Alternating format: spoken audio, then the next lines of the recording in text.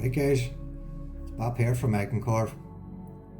So I'm going to show you today how I carved this woman's face. I'm going to be using a kutzall 1/8 flame bar just to run around the whole outside of it all. Just remove all the stuff around the outside of the face, start to shape it. As you can see there, I'm just going around the edge of it with a flame bar, and I'm going about as deep as the flame bar I'm cutting. So probably just about a ½ inch deep, right around the whole outside of it. And then I'm going to go around and start to define under the chin and separate the face from the hood. That's a wee bit of hair there I'm doing, but you'll see I end up removing that in the video because I didn't like it. And then now I'm going to go around and start to put all the deeper parts of the face in and start to define the actual shape of the face. And just separating it there from where the hood's going to be, and then putting in the deeper parts, really where the eyes and the shadows, all where the shadows would be, I'm cutting deeper. I'm still using a kutzall 1/8 flame bar. Anyone wants to look at them, just check a link in the description below there. You can use a code Carve, save yourself 5% at kutzall. But that's nearly all the face defined now.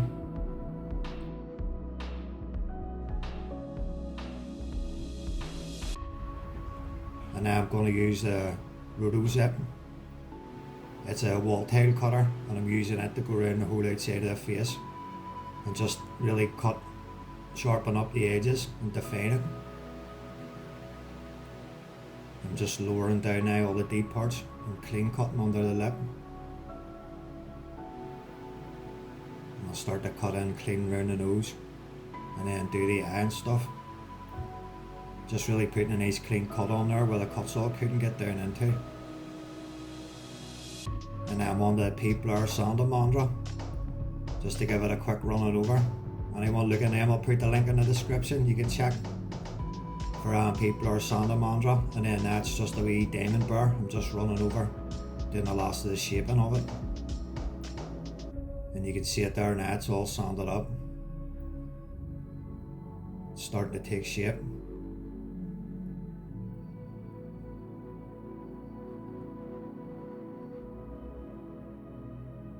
I'm going to put all the hairs in now down the side of that face. Cut the top of that off to round it over, but I'm going to cut that using a saw. And then use a kutzall to sort of round the top of that over to make it look like a hood. I'm just going to whip in the hair now. You see there I've got the top of it cut off. Just cut that off using a saw. Gives me less to remove, and then I'm going to use that. There's a kutzall taper bar. I'm going to use that to sort of round off all the sharp edges. You see how good that is for rounding it off, taking the points off and just rounding everything over.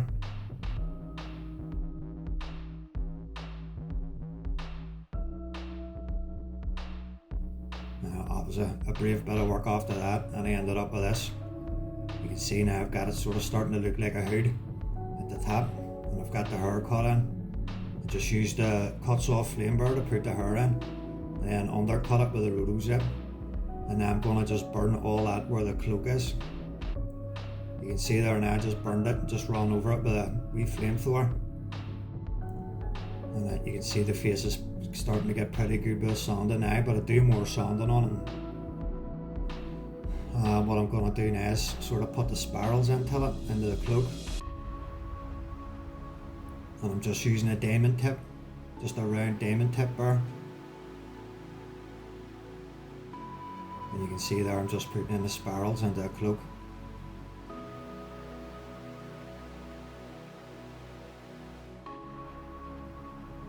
There birdie just scraped into where I had burnt, so it just brings up the grain again.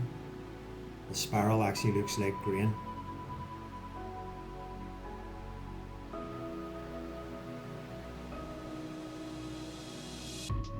And now you can see I'm just using the wood burner, burning in the shadows and stuff.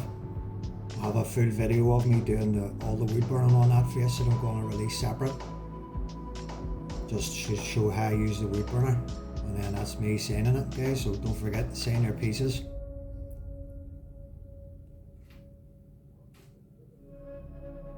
And now you can see that's it, all the spirals burnt in. And now I'm going to use red tattoo ink to stain the cloak.